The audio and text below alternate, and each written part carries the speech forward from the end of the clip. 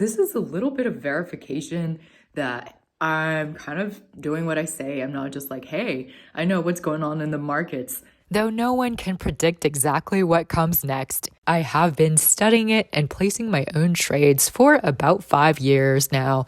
On average, about 20 hours a week, placing over 2,000 trades now. Here's some screenshots for returns. And to keep it more anonymous, they may or may not be my own accounts, as I help monitor a few. There are ones from a while ago as well, so here are some from 2017. Also, you can see me scrolling through those voice recordings, which have the date timestamps on them. The actual voice recordings I've made since late 2017. Not all of them are there. Actually, the earlier ones are on my desktop. I've been editing in bed under the weighted blanket. You don't want to see my face when I'm in bed. It's just gonna be like bloated frog. So here are some of my results and some of the topics for my voice recordings that you can see while I scroll through. Enjoy.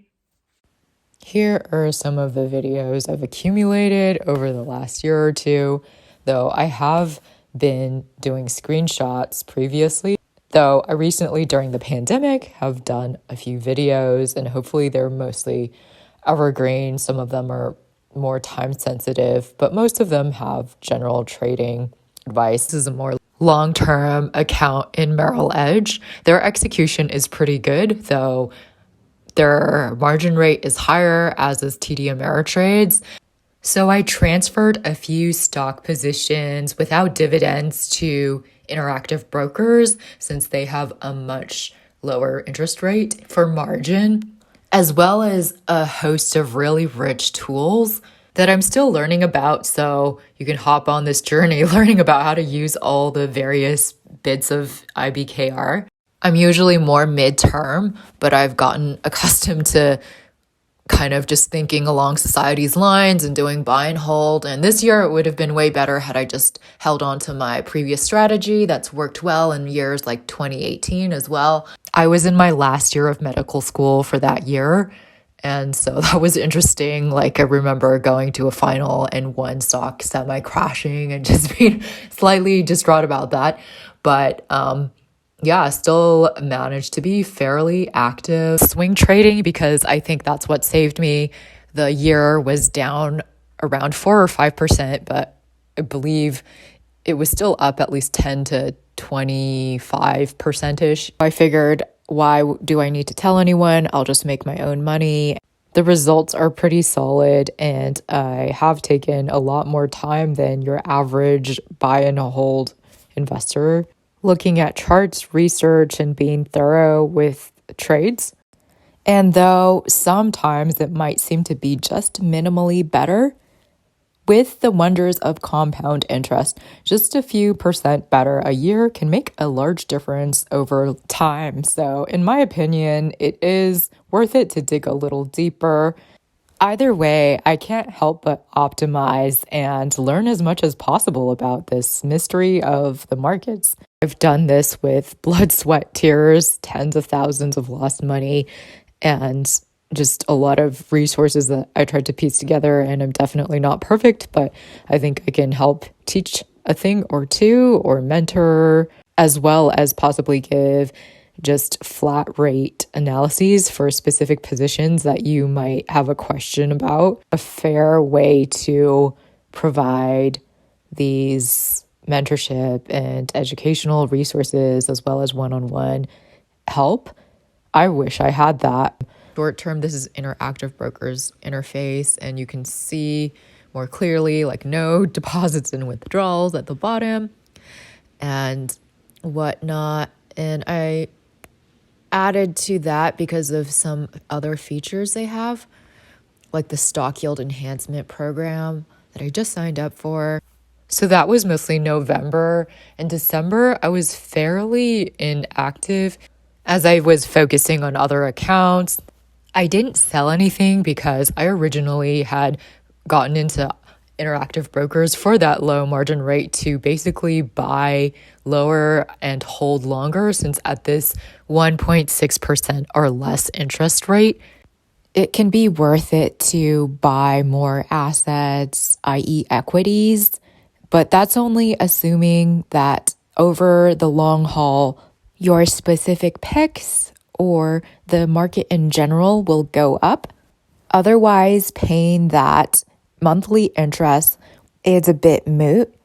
I'll go over in another video how that works exactly and about how much interest it turns out per month according to what I see in my account.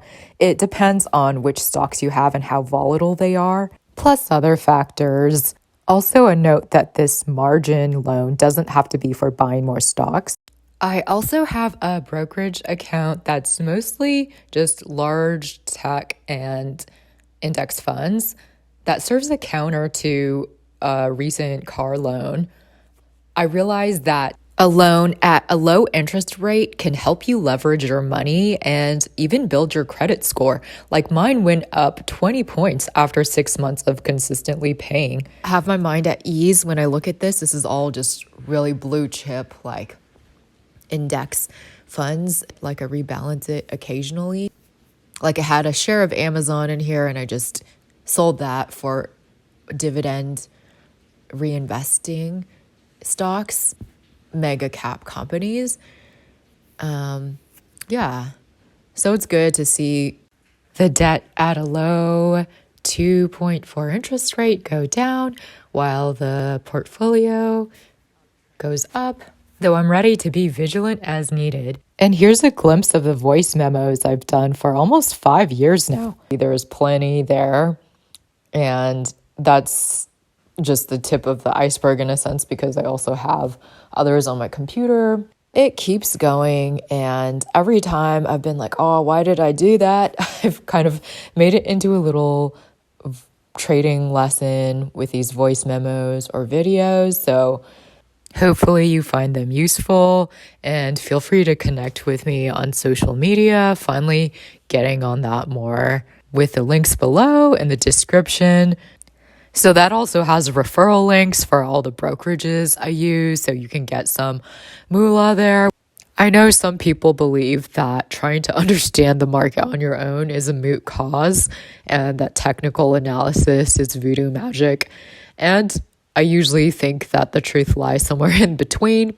If everyone's using these chart analyses, there is going to be a certain contingent to kind of basically go by those rules. And it's not everyone. And yes, luck plays a huge part, as it does in many aspects of life. And I just really like learning about it. I really learned all this kind of mostly on my own. I didn't have like a huge mentor. Initially, I was in large part driven by wanting to pay medical school tuition and or just figuring out a way to be more financially independent. Since I was thinking about quitting in my year off, it didn't really excite me as much anymore. It didn't really have that emotional resonance, but I still really love the subject. I'll blog or create content about it and how it meshes with tech, especially if I don't practice. And it's also a really difficult career to give up with all the time, money, and hard effort you've invested, plus what others have invested and how society looks upon it really highly. These days, I think you can really get far just using the internet, the books, and now social media is a big part of these meme stocks or just stocks in general. I was somewhat active with trading meetups and did ask quite a few questions in the beginning. So thanks to those communities and everything. I've done it for 5 years and have been able to build kind of a good little nest egg from it. I also have a medical degree and neuroscience degree from pretty great colleges. So that'll help give some depth and breadth to topics that are more on wellness and psychology and how to kind of hack your life for the better. Like this little series on happiness and living an integrated life that I started thinking about in 2017 and have been always refining. March, of course, it got busy. I was monitoring a few accounts, though at the peak of that time, I still kind of, or the peak week, I think this was basically like my trading journal slash friend. Kind of like a way to digest things, to keep myself a bit psychologically healthier in this stressful time of COVID and coronavirus and the market economy anxieties, as you see this one on March 26th. But it looked like I almost did that almost every day during that crazy week. But afterwards, I hadn't gone through to sort all these. So I'll get on that. And some of these memos, like the trading, will we ever run out of stimulus, would be beneficial to do that before we might already have an answer. Due to these voice memos, I'm pleased to announce I have this husky voice, which I need to take care of, but according to some people, is a really desirable thing. How can you have a sexy, raspy voice?